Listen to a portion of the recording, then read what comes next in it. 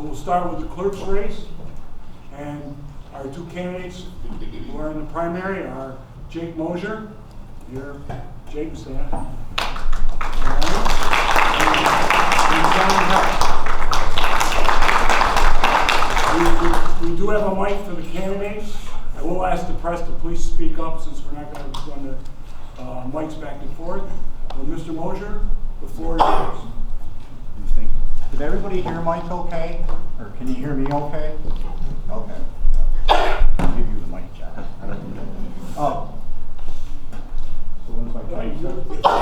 Okay. Hello. First, I'd like to thank Mike for hosting the event and the Republican committee. I'd also like to thank the media for attending tonight. As Mike said, my name is Jake Moser. I'm seeking the Republican nomination for Lewis County Clerk. I was born at Lewis County General Hospital, grew up in Beaver Falls. I graduated from Beaver River High School. After graduating North Country Community College in SUNY Potsdam, I chose to return back to Lewis County, where I met my wife Cassandra Zaire and we started our family. For the past 18 years, I've been serving Lewis County customers, 14 years of which I've been in the management level position. During this time, I've been active in many community events and helped out nonprofit organizations. I'm presently a member of the International Maple Museum Board of Directors, as well as president of the Lewis County Maple Producers. As part of the two organizations, I've had the opportunity to work with local, state, and federal representatives to help promote ag and the maple industry in Lewis County. I'm a small maple business owner with my two brothers. We have the privilege of being a leading online maple seller, and we also have the privilege of owning the trademark to the only trademark maple candy in the United States. In 2016, I was named Northern New York's Business Magazine 20 Under 40 Emerging Leaders for my track record at work, my contributions to the maple industry, and my community service to the county. In 2018, I graduated from the Lewis County Leadership Academy, where I learned new leadership and management techniques, new ways to effectively network and reinforce the attributes that have made me a successful supervisor. Community, customer service, and teamwork are more than just goals I plan to bring to the office. These are my traits that I live every day.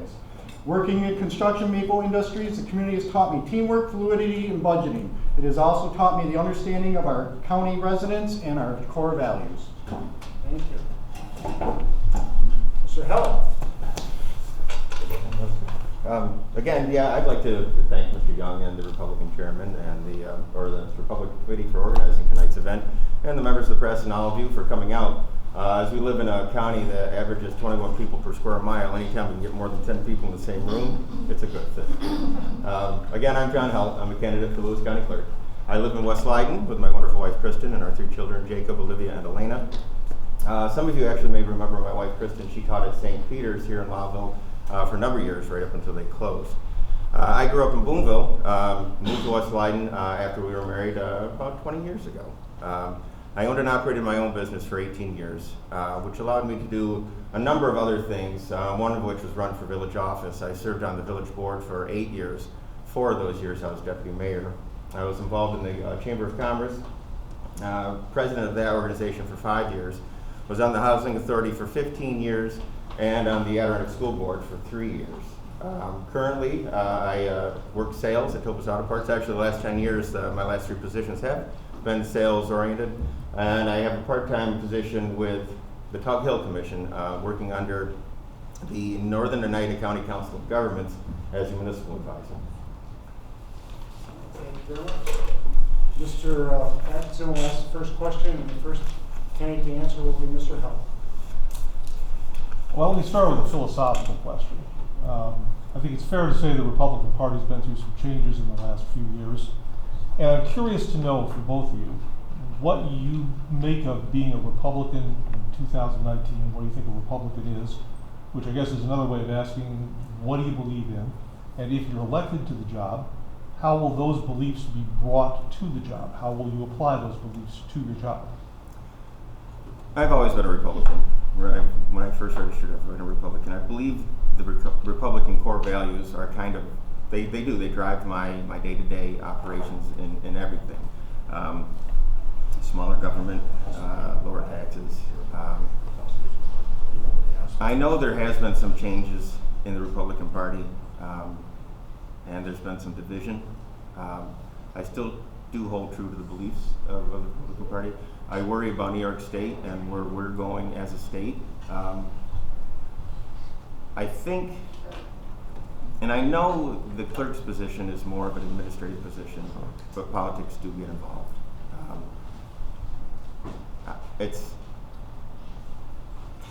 I will always bring those values, like I said, the Republican values are That's something second. what I will always bring with me wherever I go, especially into the office of the county clerk.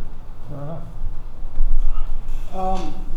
My core values, I guess it's kind of carried right through with my campaign. I mean, since day one, my wife and I decided that we weren't really going to go door to door on Sunday, keeping belief of, of faith and of the conservative nature within our campaign. So that has carried right through the campaign, and that will carry within the office of keeping family and community and teamwork as a main priority as I walk in the office with my staff.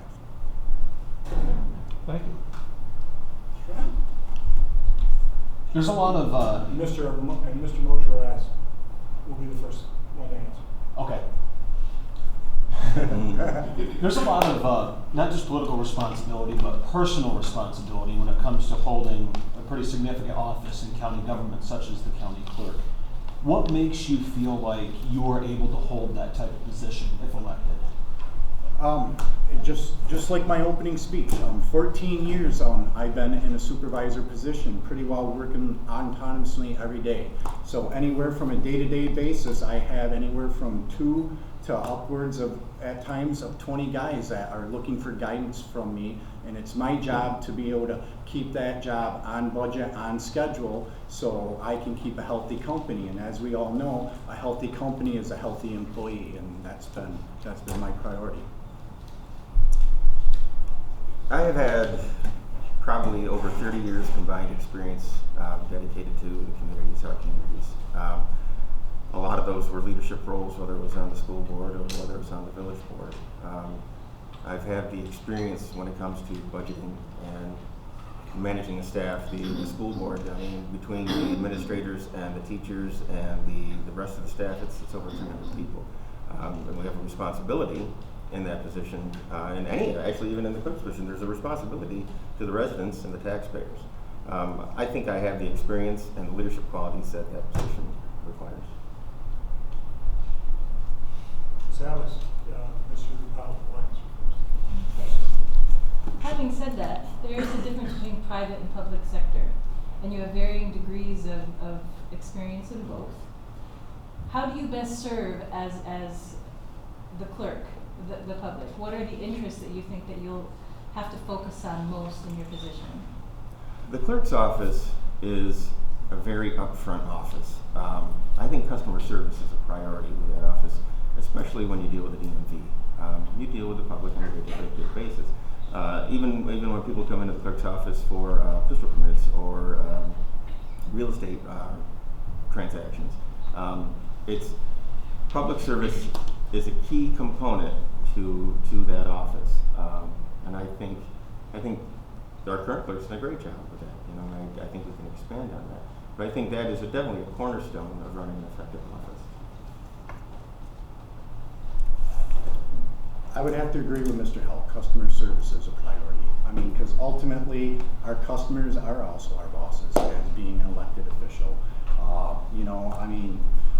What I've learned mainly, especially with Lewis County maple producers, and that is that being out there, you may not always have the right answer, okay, but if you don't know the answer, you're always able to go and get the answer for the person, as long as you don't mislead the public on what the right answer is. Okay. Mr. Healt. No, Mr. Moser. You're right.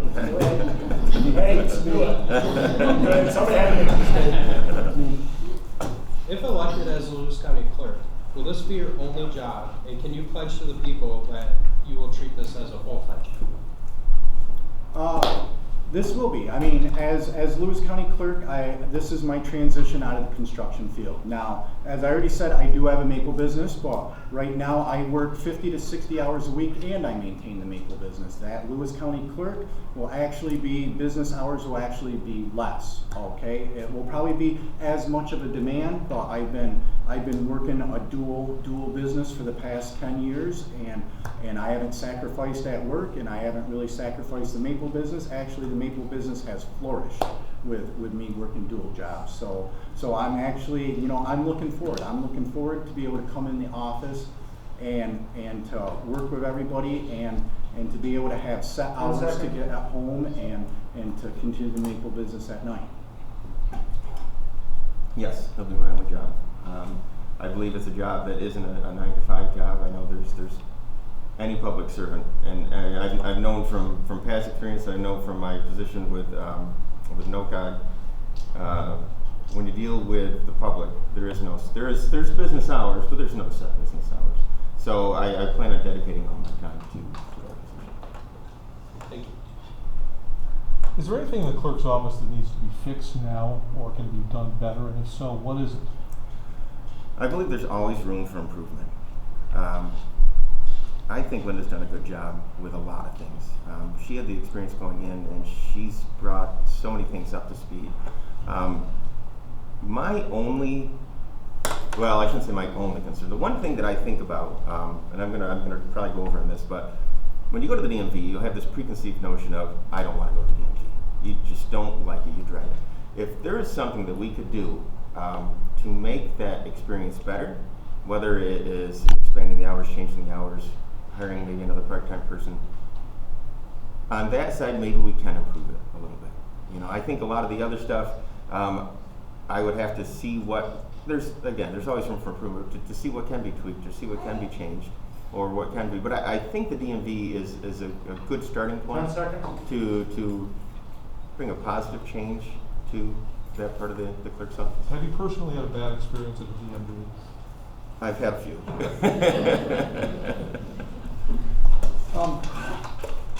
As John said, I mean, actually, I'd like to go further back that, I mean, with Doug Hanno and before Linda, I mean, those two set, and Jesse Shantz, all three of them set a precedence that this is actually a hard office to say, we got problems, okay? But few things I see currently on the Lewis County website, there's only about 8 forms on the clerk's department that are available online. I'd like to make more forms available online, even possibly working with Sheriff Carpinelli and see if we can be like Jefferson County and get the pistol permit application, all that paperwork loaded up online for people to come see. And then, as Mr. Healt said, DMV also, I mean that's a tough thing. I mean, the DMV is a universal, you know, complaint, you know, throughout the United States. You know, the girls do a great job down there, but I definitely see availability to bring in maybe some technological changes to make it more efficient. My turn? Your turn. My turn. Being the county clerk, you will have the duty of keeping taxes down and also generating some pretty significant revenue for the county. How would you balance those two and still keep a maximum revenue coming in from Lewis County?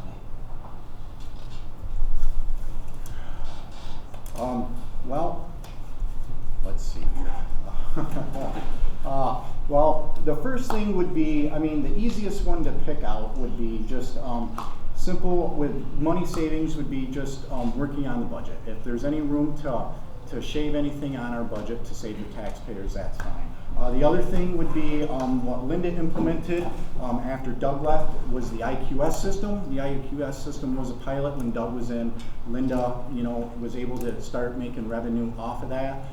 Looking into that system, I've noticed that there might be some room for tweaking prices and everything, so it would be related back to the maple industry, is that it isn't necessarily sell few for high price, but if you can make it more you know, available to people at lower cost, sell more, that would be another chance to bring in more revenue. The clerk's office is a funny office in the fact that it's one of the few, if not the only departments in the county that actually generates a revenue. It's imperative for the health of the county, fiscal health of the county, that the office run efficiently. It brings in upwards of $500,000 a year. If the clerk can't stay on budget, that difference would fall on us, the taxpayers.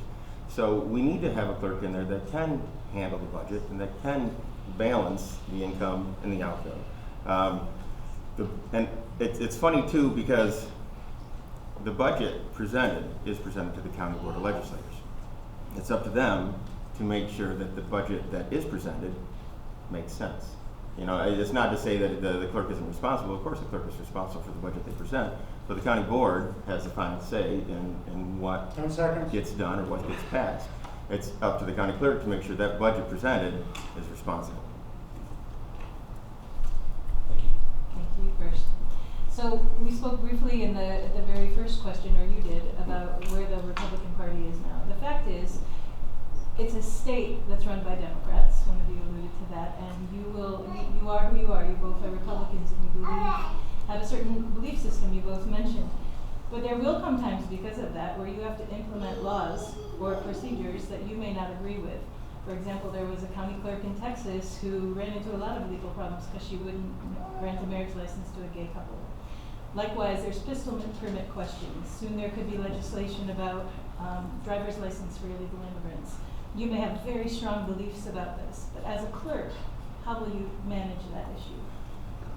The clerk is dictated, the clerk's responsibilities are dictated by the state and by the county. If the state says this has to be done, that is the clerk's responsibility.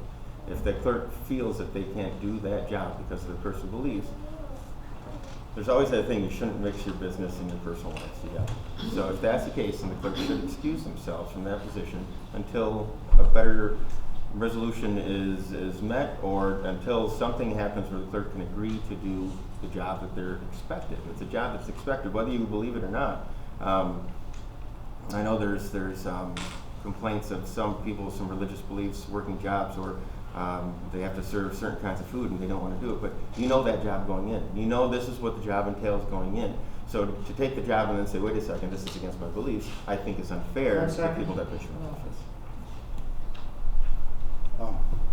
It's as simple as, we both know what we're going into, and either one of us, when we're elected, we're gonna be taking an oath.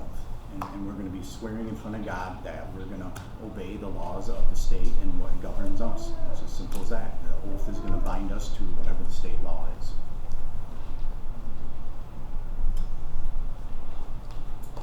Okay.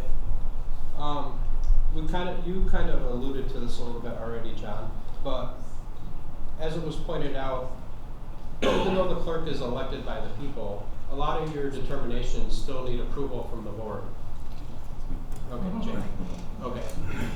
So basically, when you're talking about issues such as you want to add staff at the DMV, unilaterally, that's not the decision of the clerk, even though that might be a policy you might want to implement. So what do you see your relationship, even though you're an elected official, how do you see your relationship with the Board of Legislators? Well, I think it's got to be a cooperative relationship. I mean, you both, we have to work together for the better being of the county, simply put, and also, it's just not, it's also just not for, like you brought up, staffing at the DMV. The clerk can recommend it, but it's also the community and the county that advocate to the legislators that they are looking for help in that area, so I mean the relationship, it's got to be an open, honest relationship. You gotta be willing to work with everybody. You gotta be able to, sometimes make compromises. And every day when I'm to work, I'm making compromises every day. And making compromises at home, at work, it doesn't matter. 10 seconds. That's the way, that's the way it should be with the legislators also. Politics is a funny game. That's what it is. And unfortunately, this is where the politics get involved in the clerk's office. The administrative position is its own thing, but then you have to work with politicians, which is good sometimes and can be difficult sometimes. Jake's right. Your ultimate responsibility is to the constituents.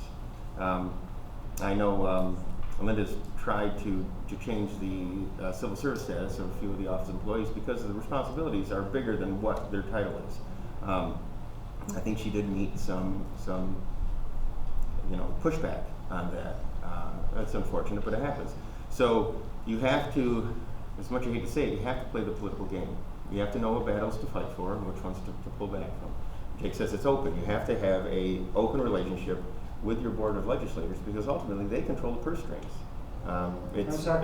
It's a good clerk would know how to do that. A good clerk that has the experience and the know-how or the personality should be able to do that. I think someone talked about this a little bit earlier, but let me see if we can dive deeper on it. Managing public sector employees is a lot different from managing people in the private sector. How do you do that? Gently. When I was on the school board, we did that. We had to deal with unions. We had to deal with a lot of again state mandates. It's not easy when you have bad employees that can ruin it for a lot of good employees. Personalities come into play, and things get personal, and things can deteriorate quickly. You need to go in with a gentle hand. You need to appeal to the best and hope for the best, and remind them of the greater good of why they're there. Remind them that their position is what it is. It is the position to be customer service or to help the people or to basically, again, I guess the gently is the way to do it. It can be done. It can be effective, but you have to do it gently.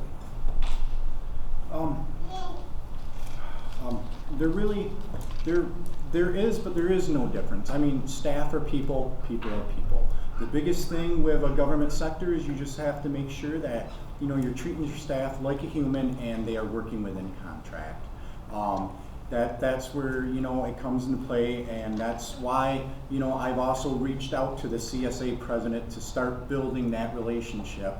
That when if I'm elected, that I have that relationship started with them, so that in the future, if there is some staffing issues, we already have the foundations to start a working relationship within the office. Okay. Yep.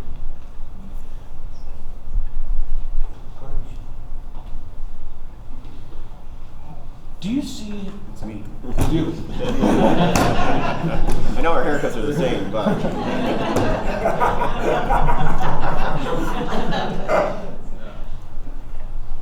Despite being a relatively small county via population-wise, Lewis County has a lot of opportunity. As clerk, what would you do to further improve more opportunity for Lewis County? I kind of already touched on it.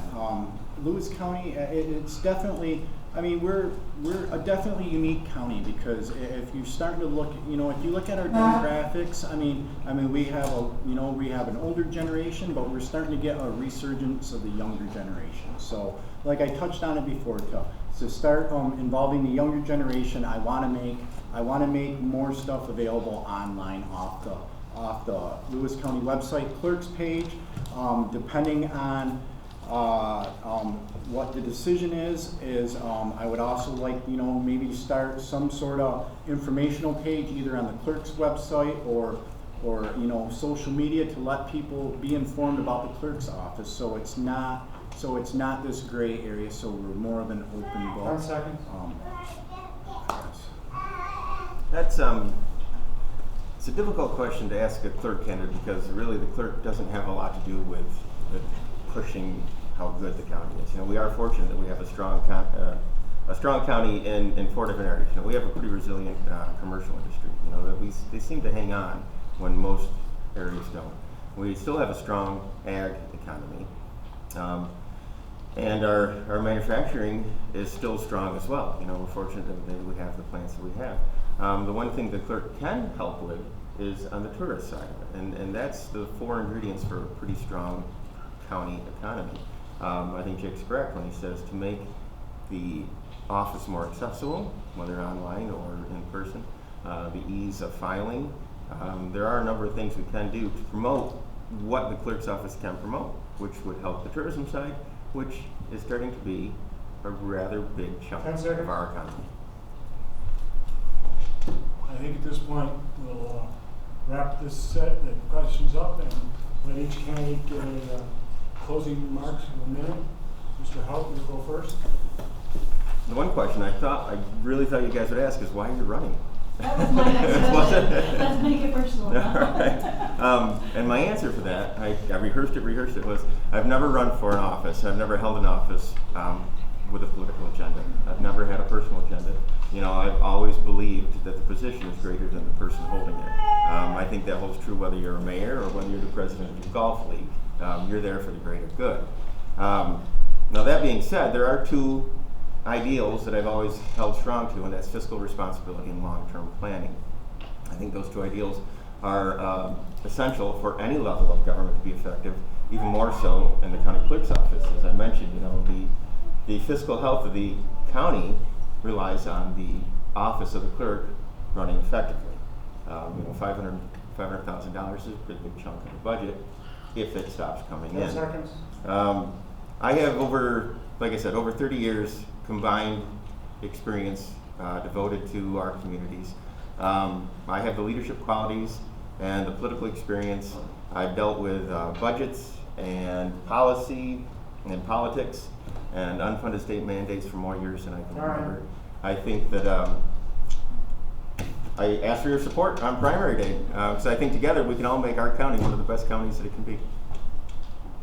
Thank you.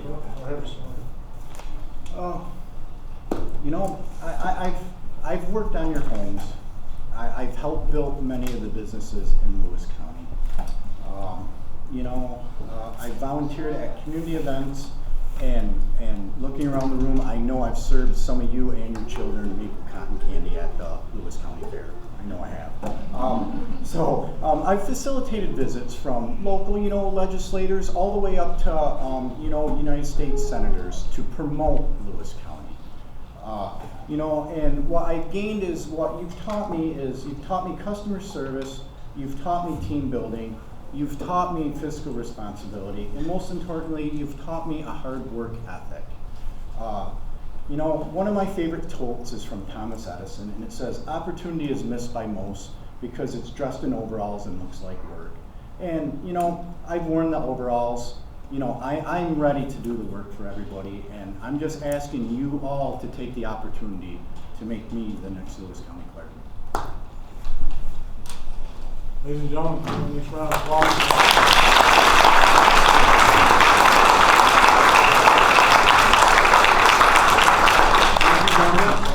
Now we'll take a quick break, flip a coin, and we'll start with the treasurer. Thank you, gentlemen. Good job.